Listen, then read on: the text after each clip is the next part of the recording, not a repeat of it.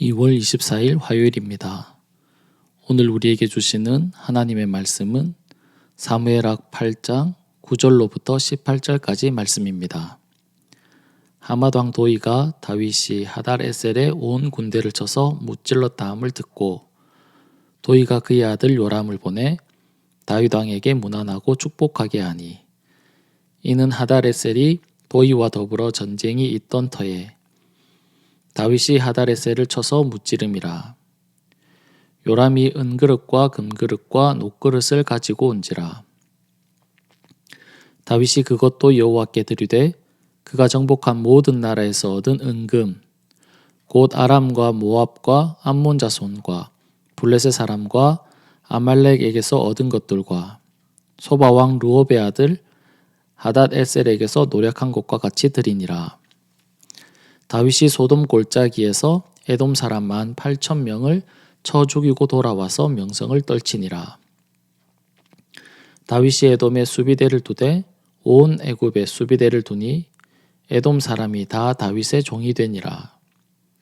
다윗이 어디로 가든지 여호와께서 이기게 하셨더라. 다윗이 온 이스라엘을 다스려 다윗이 모든 백성에게 정의와 공의를 행할세. 스루야의 아들 요압은 군사령관이 되고 아힐루스의 아들 여호사밧은 사관이 되고 아히두베의 아들 사독과 아비아달의 아들 아히멜렉은 제사장이 되고 스라야는 서기관이 되고 여호야다의 아들 브나야는 그레 사람과 블레 사람을 관할하고 다윗의 아들들은 대신들이 되니라.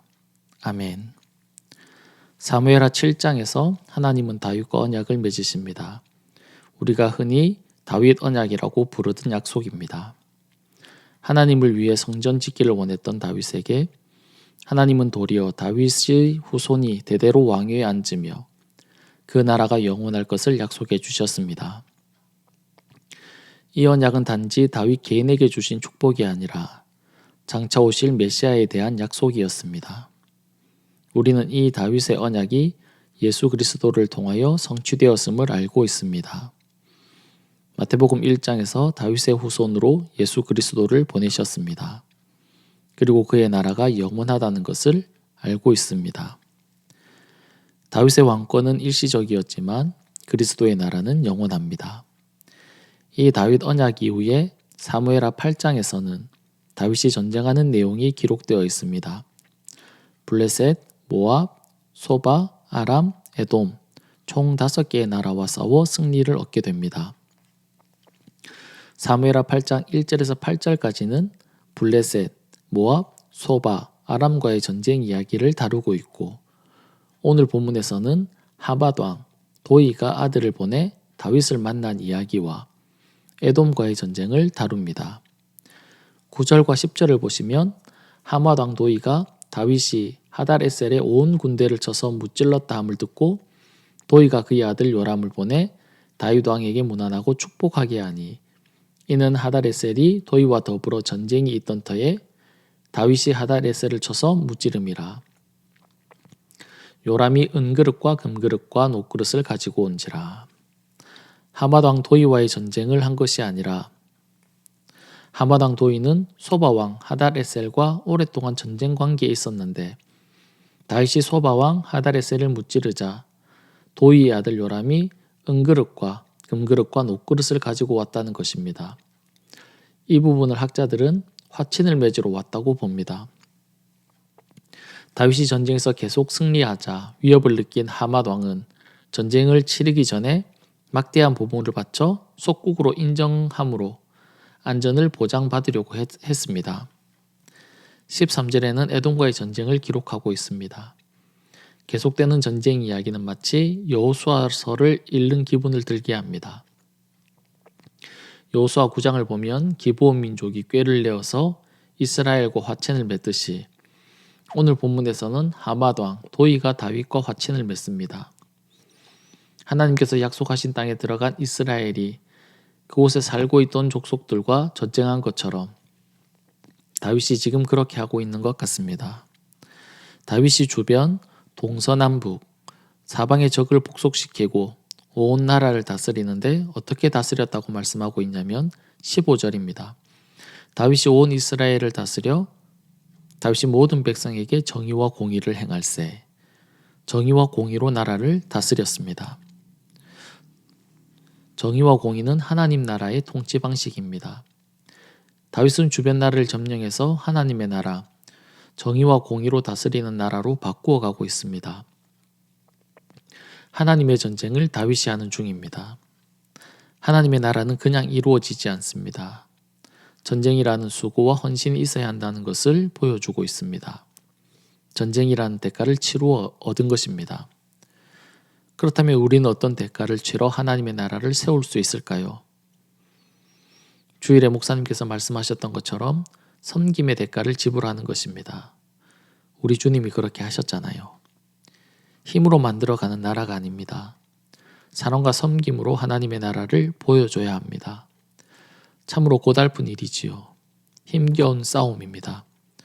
언제까지 이렇게 살아야 하나 수백 번 수천 번 내적으로 갈등하겠지만 우리는 계속 그 길을 걸어가면서 하나님의 나라를 만들어 가야 합니다. 그러나 분명히 하나님께서 말씀하셨습니다. 14절 끝부분에 보면 다윗이 어디로 가든지 여호와께서 이기게 하셨더라. 우리의 이 싸움은 우리가 싸우는 것처럼 보입니다.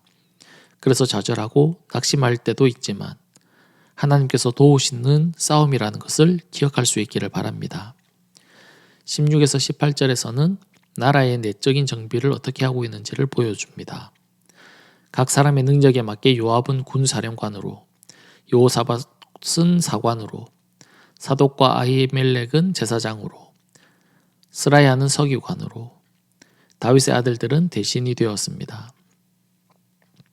마치 우리 몸에 각 지체가 있는 것처럼 그들에게 주어진 자리가 있습니다. 그리고 그 자리에서 자신들이 해야 할 일들을 감당해 가는 모습을 보여주는 듯합니다. 저희들도 이렇게 한 몸을 이루어 하나님의 나라를 만들어 갑시다. 기도하겠습니다. 사랑과 은혜가 풍성하신 하나님 아버지, 다윗이 어디로 가든지 이기게 하셨던 그 승리가 오늘 우리의 삶 속에도 있기를 소망합니다.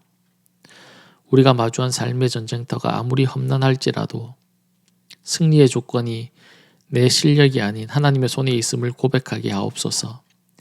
힘으로 이기는 세상 방식이 아니라 예수 그리스도께서 보여주신 사랑과 섬김의 대가를 지불하며 하나님의 나라를 일굴게 하옵소서. 수천 번 내면의 갈등이 찾아오겠지만 그때마다 우리와 동행하며 이기게 하시는 성령의 능력을 의지하게 하옵소서. 예수 그리스도의 이름으로 기도드립니다. 아멘. 오늘 말씀을 기억하시며 기도하시고 주간 기도 제목에 따라서 환우들과 섬김 사역을 위해서 기도하겠습니다.